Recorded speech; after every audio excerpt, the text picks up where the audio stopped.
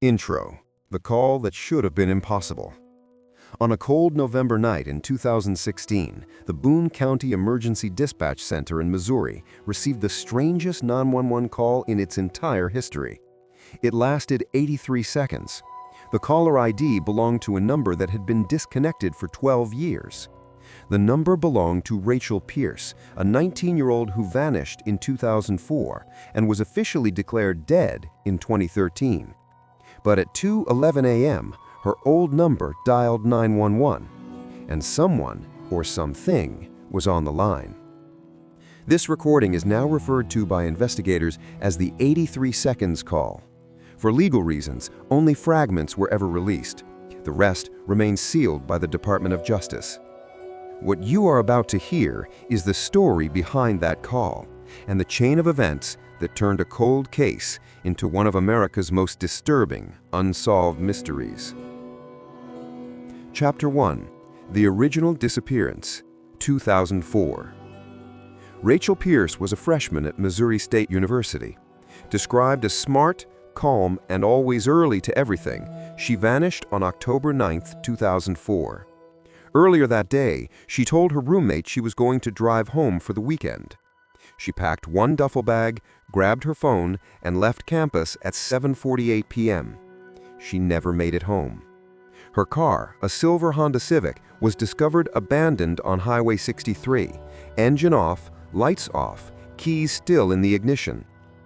Inside the car were Rachel's purse, her clothes, her phone, battery dead, and a half-eaten bag of chips on the passenger seat. Outside the car were no footprints, no signs of a struggle, and no fingerprints except hers. It was as if she got out of the car and evaporated. The only clue was a 911 call placed just 6 minutes before the car was found, a call that lasted 9 seconds. Dispatchers only heard heavy breathing, a quiet whisper, and then Rachel clearly saying, "He's walking." The call ended abruptly. Her phone powered off forever after that. For 12 years, nothing new appeared. Until 2016. Chapter 2: The Call Returns. November 3, 2016, 2:11 a.m.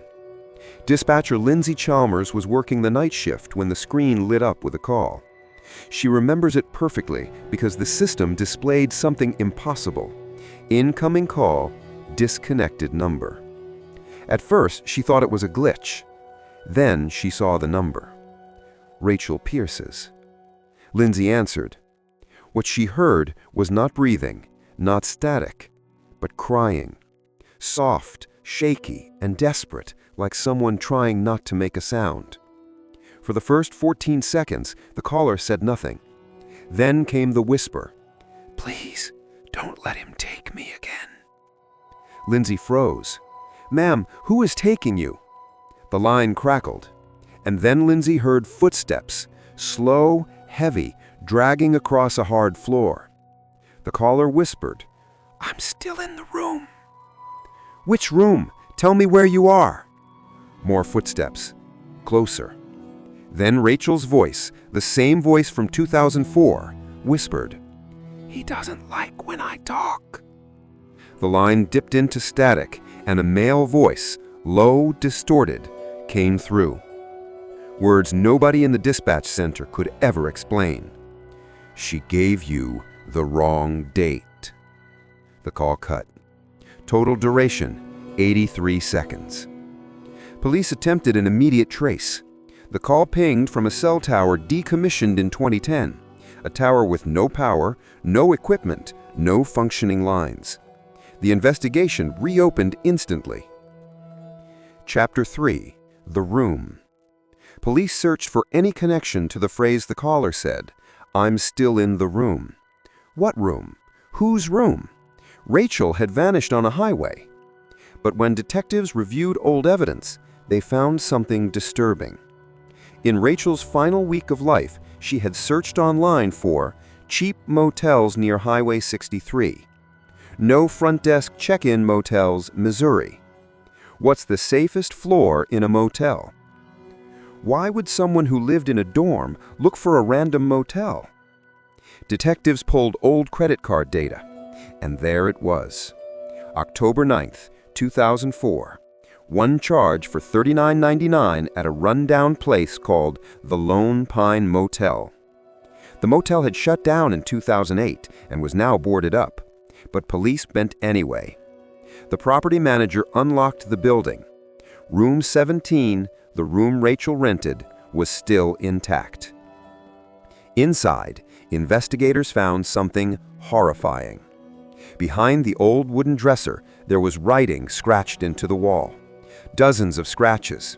One phrase repeated over and over: "Don't let him take me again." The same word spoken in the 83 seconds call. But something was off. Forensics determined the scratches were made after 2010, 6 years after Rachel vanished. Who scratched those words? And why in her room? Chapter 4. The Man in the Doorway. Investigators found one more clue: a VHS tape. It wasn't labeled, it wasn't in police inventory. It was hidden behind the same dresser where the words were scratched. When detectives played the tape, the footage was grainy and the audio filled with hiss. But the content froze the entire department. On the tape was room 17, the same motel room. The camera faced the bed. For almost 9 minutes, nothing happened. Then, at 2:11 a.m., the exact minute the 2016 call happened, the door slowly opened. A tall man stepped inside. His face was never visible. Every time he leaned close to the camera or was illuminated by light, the image blurred, static flickered, and the tape sputtered. But they saw his silhouette. Tall, thin, head slightly bent to the left. He stood in the doorway for 20 seconds. Then he turned to the bed and whispered, "You gave them the wrong date." The same words heard in the 83 seconds call. The tape ended there. Police never publicly released it. The motel manager claimed he had never seen it, yet it had been hidden in the room for years. Chapter 5. The Wrong Date. Detectives spent weeks decoding the phrase, "She gave you the wrong date."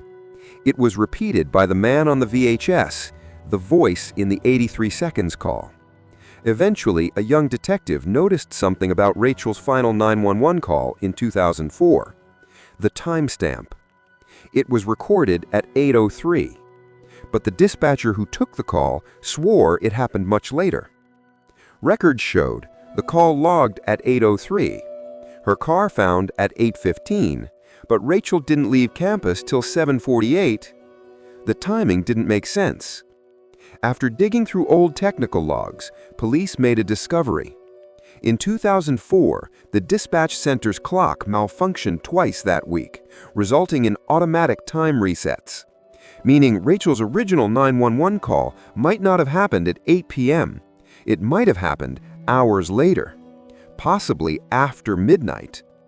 Meaning she likely made that call from the motel, not the highway.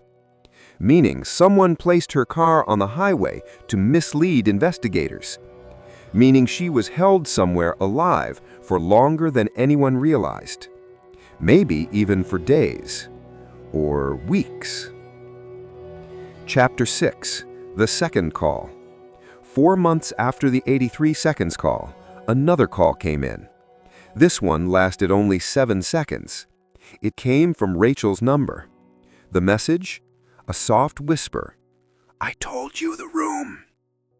Then silence. The call traced to a cell tower near the abandoned Lone Pine Motel. Police rushed there. Room 17 was cold, colder than the rest of the building, colder than outside. And someone had left a fresh item on the bed. A phone. Rachel's phone. The same model she owned in 2004. The same cracked screen. The same dent in the corner. Except for one thing. It still had 1% battery. Detectives powered it on. There was only one file inside, an audio file named him.wav. They pressed play. The recording was 3 seconds long. A deep, distorted male voice whispered, "Turn around." Everyone in the room reported feeling watched at that exact moment. No one turned around, not a single detective. The phone died permanently 3 seconds later. Chapter 7. The Final Clue. The motel was demolished in 2017, but when demolition crews began tearing down room 17, one worker uncovered a metal panel behind the wall.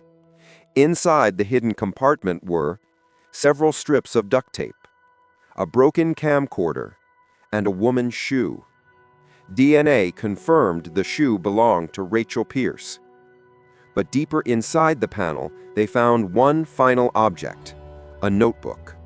Most pages were blank. Only the first page contained writing, in shaky, uneven handwriting. "He walks when the lights are off." And at the bottom of the page, 2:11 a.m., don't answer. Chapter 8. The truth nobody wanted to hear.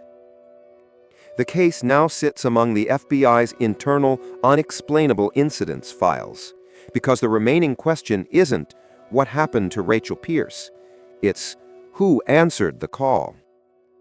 The 83-second call wasn't Rachel asking for help. It wasn't a cry for rescue. It was a warning made 12 years after she vanished, from a phone that no longer existed, from a tower that no longer operated, from a room that no longer had electricity, from a woman who was legally dead. A warning not to answer. A warning not to look back. A warning investigators ignored. Epilogue. The last recording. 2 weeks after the motel was demolished, the Boone County Dispatch Center reported one more anomaly, a voicemail, left at 2:11 a.m. from Rachel's number. The audio was just 2 words, whispered with fear, urgency, and something else, something like resignation. "He's behind you." The audio ended with the sound that technicians identified as the motel door, room 17's door, creaking slowly open. No calls came after that. No new evidence ever surfaced. And to this day, officers on night shifts in Boone County say the same thing. At 2:11 a.m., the radio sometimes flickers, lights dim, and for a moment, they feel someone standing in the doorway behind them. No one turns around. Not after hearing the tape. Not after hearing the voicemail. Not after learning the final truth. Rachel didn't disappear. She was taken back.